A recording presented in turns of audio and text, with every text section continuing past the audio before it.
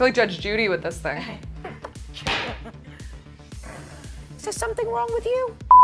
Welcome back, you beautiful rebels. Rachel Rampage here, and today we're diving into one of my favorite topics. No, it's not spanking, not just yet, but we're gonna talk about discipline in BDSM, but with a twist. We're going beyond the usual pain-based punishments you might see in most BDSM scenes. We're going into alternatives, effective power alternatives that make your dynamic stronger without resorting to physical pain. You know what I'm talking about. You've seen the spanking, the caning, the paddles, but let me tell you something. You don't need to hit someone to bring them to their knees. And today, I'm gonna show you how. Now, before we get started, quick disclaimer. Everything I talk about today is consensual, safe, and always within the boundaries of a healthy BDSM relationship.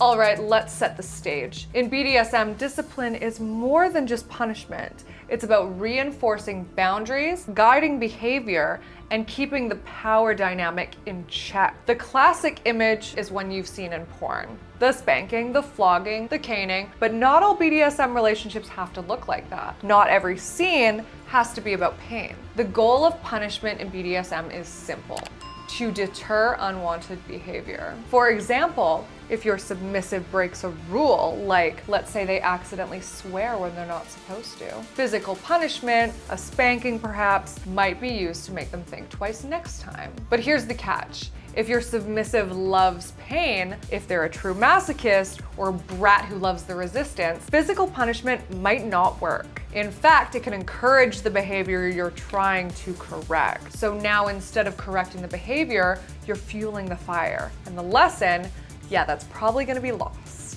Think about it. Sometimes punishment should be about shifting behavior, not rewarding someone for taking the pain you dish out. Sometimes physical punishment isn't the answer. You might have a history with trauma that makes physical punishment uncomfortable. Or maybe you've discovered that emotional and psychological discipline is far more effective. Here's the thing. Psychological research shows that physical punishment isn't always effective at changing behavior. Instead of eliminating the unwanted behavior, it often pushes it underground, creating an atmosphere of guilt and shame. Trust me, nobody wants that in their power exchange. Now, if you're ready for it, let's talk about the alternatives to physical punishment. Because yes, there are better ways to get your point across. Number one, removal of privileges.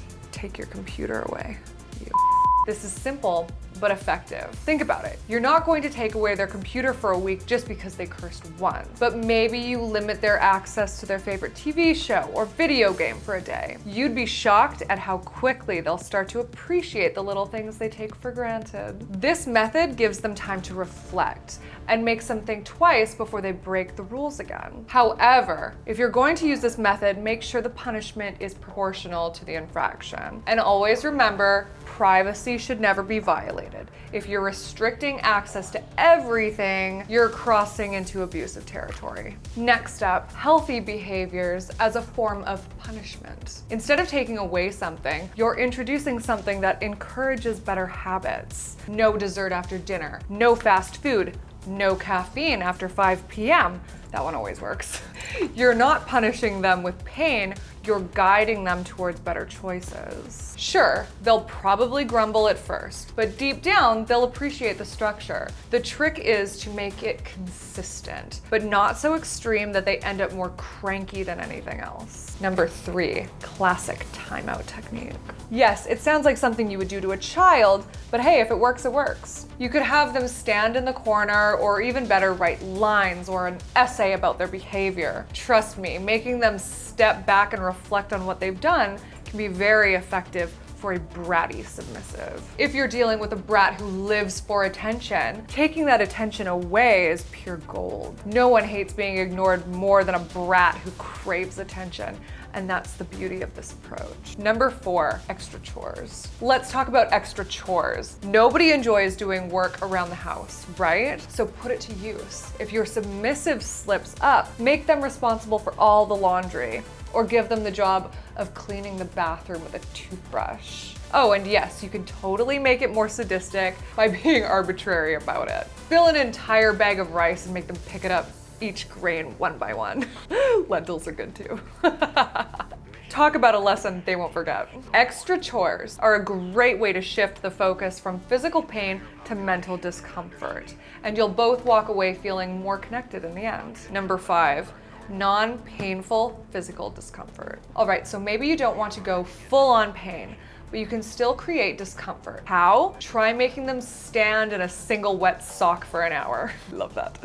Or hold an onion in their mouth for a while. It's not painful, but it's uncomfortable. Sometimes discomfort works better than pain because it's not something they expect. They won't be able to brace for it, and that's what makes it intense. Now let's get a little naughty. Sexual punishments. I know, not everyone's into this, but for some, sex is the biggest motivator. So why not use it to your advantage? Deny them orgasms. No masturbation. Withhold their favorite sex act for a while. And yes, chastity devices are a thing. If you're into control, this one's for you. The longer they have to wait, the more intense it gets.